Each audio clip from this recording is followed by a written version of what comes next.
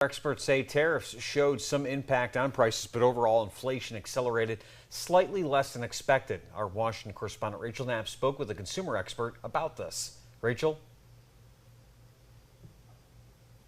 Good evening, Nick and Renata. So the expert that I spoke with says for the most part, this report shows both good and bad news. She says that inflation, for the most part, is remaining steady, but she says that there also are indicators that tariffs are already having an impact on businesses who then could pass it on to consumers.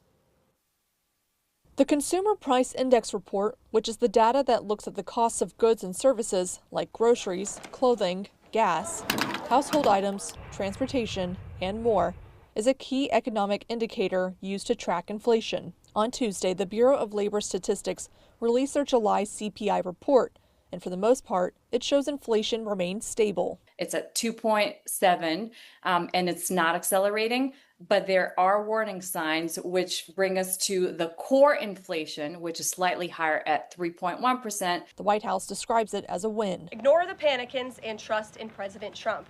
That is our motto here at the White House. The America First economic agenda is working. Consumer experts describe the latest report as a mixed picture. We are seeing that consumers are facing the continued cost pressure.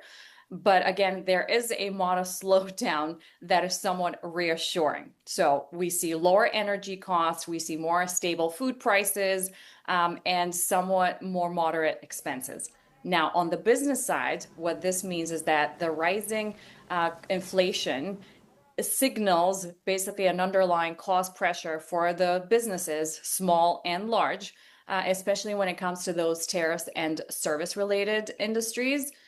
While we do see that there is basically the headline is more positive this month, or at least month over month, there is definitely an upward pressure that may be squeezing those businesses.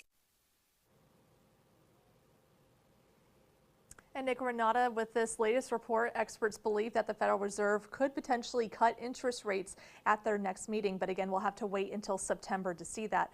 Now, after this report was released earlier this morning, the president took to social media already calling out the Federal Reserve Chair Jerome Powell, insisting that now is the time to cut interest rates. Nick and Renata, back to you.